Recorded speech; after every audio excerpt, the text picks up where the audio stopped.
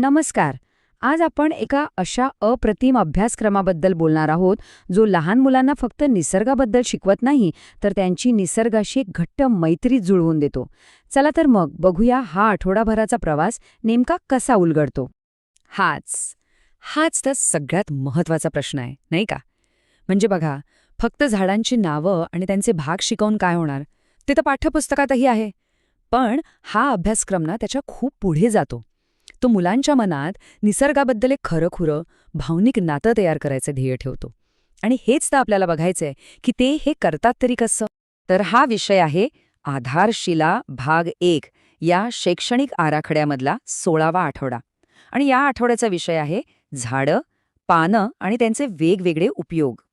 इथला उद्देश अगदी स्पष्ट आहे.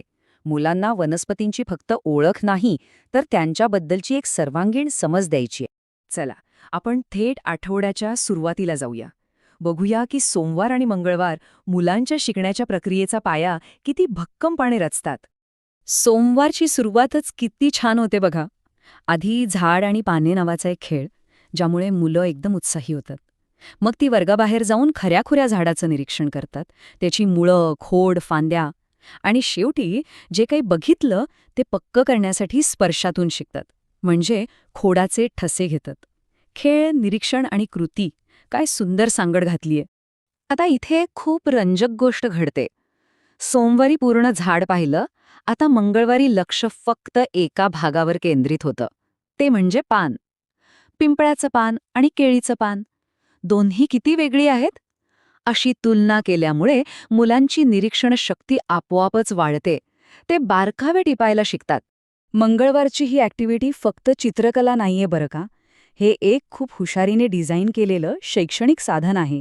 जेव्हा मुलं पाण्याचे ठसे घेतात, तेव्हा ते त्या पानाच्या आतल्या नाजूक शिरांची रचना अगदी जवळून बघतात आणि समजून घेतात. म्हणजे शिक्षण कलेतून होतंय. ठीक आहे, आता आपण आठवड्याच्या मध्यावर आलो आहोत. इथे शिक्षण आणखी खोलवर जातं. आता फक्त डोळेच नाही, तर मुलांच्या इतर संवेदनांनाही कामाला लावलं जातं आणि काही मोठ्या कल्पनांची ओळख करून दिली जाते. ही किती सोपी पण प्रभावी ॲक्टिव्हिटी आहे बघा. पुदिना, कोथिंबीर, तुळस ही सगळी पानं चुरडून त्यांच्या वासावरून ओळखायची. यातून औषधी वनस्पतींची तर ओळख होतेच, पण वर्गातलं शिक्षण थेट घरातल्या स्वयंपाकघराशी जोडलं जातं. हा एक नमुना आहे अभ्यासक्रमातल्या एका कोड्याचा. मी आहे कडवट पण आरोग्याला भारी, ओळख पाहू मी कोण? कडुनिंब. अशा गमतीशीर कोड्यांमधनं कडुनिंबाचे गुणधर्म मुलांच्या कायमचे लक्षात राहतात. माहिती देण्यापेक्षा ती अशा प्रकारे सांगणं कितीतरी जास्त परिणामकारक ठरतं. आता गुरुवारपर्यंत अभ्यासक्रम एका वेगळ्याच उंचीवर जातो. तो झाडांच्या दिसणाऱ्या भागांकडून न दिसणाऱ्या फायद्यांकडे वळतो. झाड आपला मित्र आहे, ही एक खूप मोठी आणि सुंदर कल्पना आहे, जी आपण नेहमी पाहू शकत नाही पण नक्कीच अनुभवू शकतो. आणि ही मैत्री अनुभवण्यासाठी एक साधा पण जबरदस्त प्रयोग. मुलांना काही वेळ उन्हात आणि काही वेळ झाडाच्या सावलीत उभं केलं जातं. सावलीतला तो गारवा जेव्हा ती स्वतः अनुभवतात, तेव्हा निवारा म्हणजे काय हे त्यांना कोणत्याही व्याख्येपेक्षा जास्त चांगलं समजतं.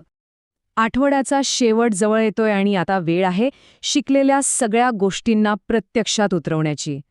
आतापर्यंत जे काही ज्ञान मिळवलंय त्याला एका परिपूर्ण अनुभवात बदलण्याची. चला बघूया हे कसं होतं. शुक्रवारी मुलांना बीजारोपण म्हणजे काय हे समजावून सांगितलं जातं.